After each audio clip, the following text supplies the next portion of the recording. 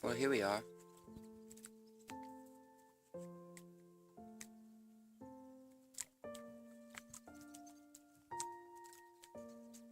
Another fine day on the River Danube. And the river, I'm standing next to the water, as you can see. There you go. The river is at extremely high levels for the time of year. Normally, there's an island over here, which is our little island paradise for this town.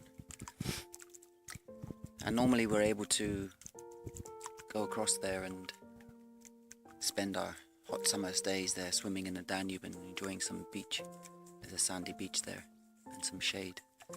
But this year, the water levels are extremely high. So it's full and flowing. The energies are full and flowing. And the storms that have been here the last week, in the last 2 weeks, have been unprecedented. Never before have they seen such weather here since records began. But I'm sure it was here before. You know, the climate's changing every day. And certain things must happen to remind us of the things that we're doing each and every day. But I'm also intrigued by the way things are moving with the energies, and there's a lot of ups, and we're coming back down, but we're coming down to a higher plateau to where we were before. And I'm not saying that it's low, because it's nowhere near the lows or what we've experienced previously. Yes, we may have some tearful sessions, but these are quickly sent away with happiness and smiles and joy. And one thing I know from my own life, and many of the others that I speak to and help, is that the last high was the highest point of their life, and the last low was the lowest point of their life. And as we go along this awakening path and this spiritual journey, this knowing and being, we're not going back down to these lows that we've had before, which is very, very positive. And the energies of the highs that we're experiencing are higher than the energies we've felt before.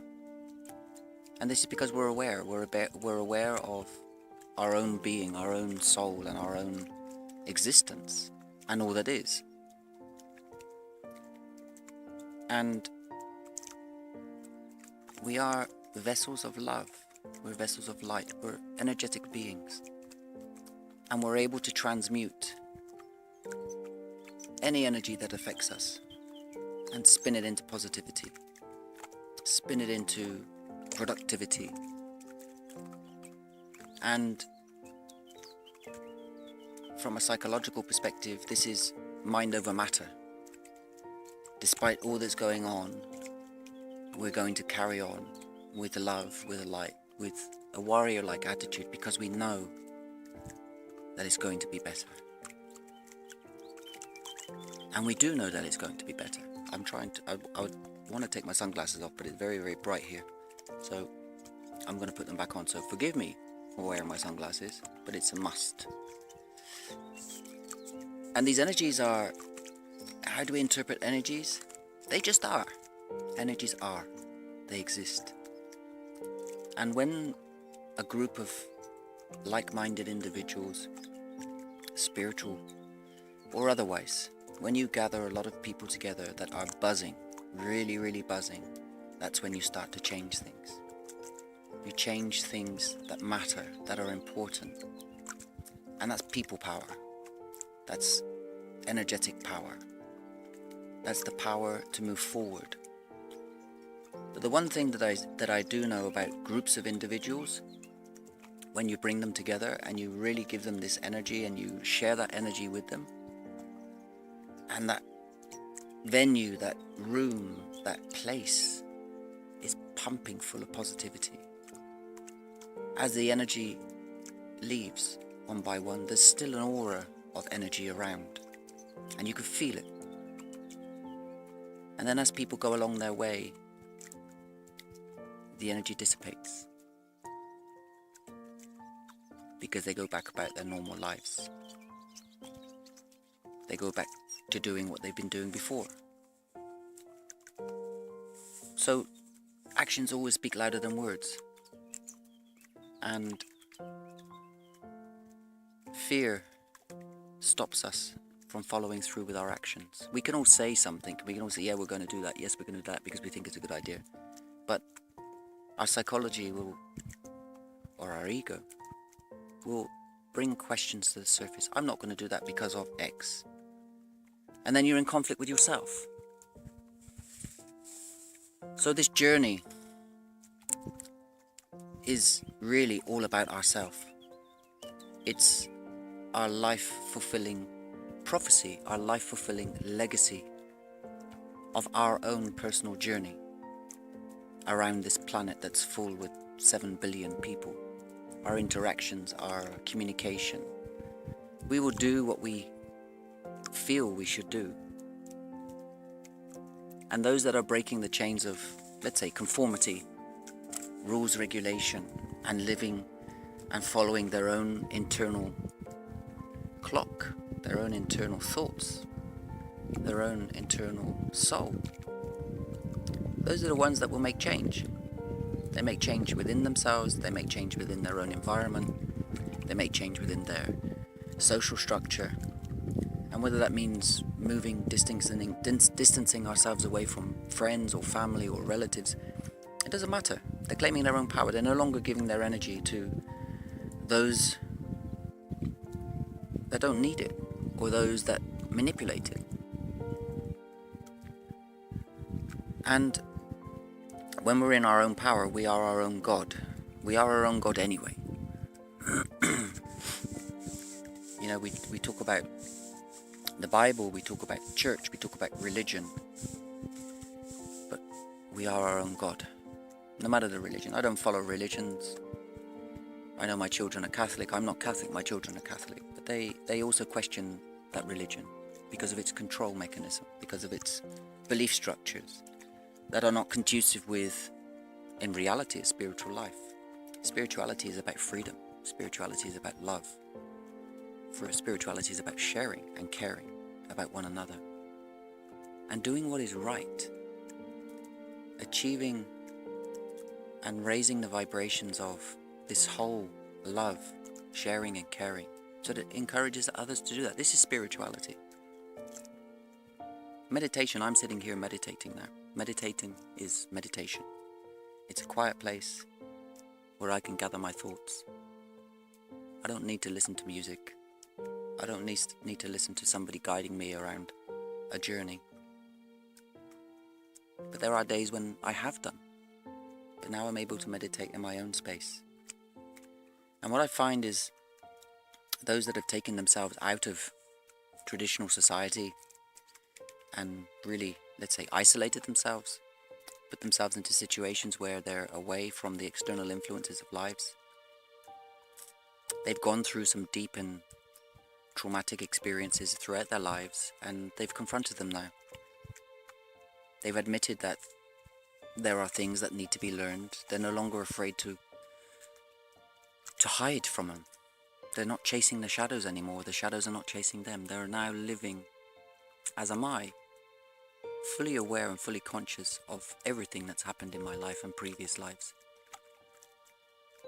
And I'm ready to move forward. I'm ready to move forward with a warrior-like attitude that I've always had in my own power. And I share that with others. And there can be no fear. Fear is man-made. Fear is made in here. There are no consequences for not doing this and not doing that. We make our own choices. We make our own decisions from our heart, from our mind, from our soul, from our day-to-day activities. I think the idea is to stop planning and just going with the flow. And that's very difficult in today's society because everyone wants to know when you're going to be there and how you're going to do it and why you're going to do it. But break that. Do what you want to do. Be free. And don't worry about what anybody says or thinks of you, because it's not important. If you offend somebody, then it's important to the other person. An offense can be caused quite easily because of the way you communicate. So communicate simply. Communicate in a way that others can understand you. And communicate in a way that is purely from the heart center and not from an egoistic perspective. Because the only person that can make you accountable for what you do is yourself. The system can make you accountable for things that you haven't done within the system. But the only person that's ever held accountable for actions is yourself. So there can be no consequences for something that you do from your heart. Many people fail to realize that. And that's something that you need to change. I'm considerate. You should be considerate, empathetic, compassionate, and do think of how it's going to change. But change is always good. So, love comes from within. Love is not external. God comes from within. It doesn't come externally. Our beliefs, our thoughts, our actions all come from within. So you are your own God or goddess. Follow what your heart says. Follow what you feel, not what you think. And whatever others and however others interpret that, that's for them to deal with. That's for them to handle and them to manage. Sometimes there is some confrontation needed to resolve issues that are outstanding. And these are important to resolve so you can move forward knowing that you've done your best, you've tried your best, and you've given it your best. On other occasions it's just best to walk away and not even enter into the ring of fire or into a dilemma or something because somebody else doesn't understand who or what you are. All of us have changed. All of us on the spiritual path, awakenings, ascension path have changed. We've changed for the better, we've changed to improve our lives, whilst others continue in theirs. And whatever changes others make, this is for them. With regard to twin souls, we can do our best. We can leave a space in our hearts, in our minds, open for our beloveds to reach out to us, to be there for them in mind, body and soul. If they choose to follow their own path, this is their choice. This is something we accept. But our lives will go forward. And our lives will go forward in mission, sharing and caring and loving, because we understand that mission is to share with the rest of humanity.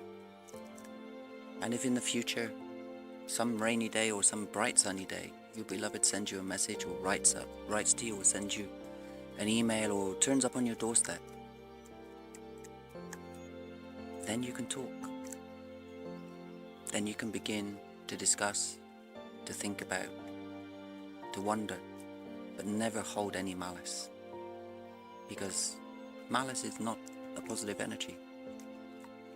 It doesn't matter what they're doing what you're doing. They're living their lives every day. They're not thinking of you every day.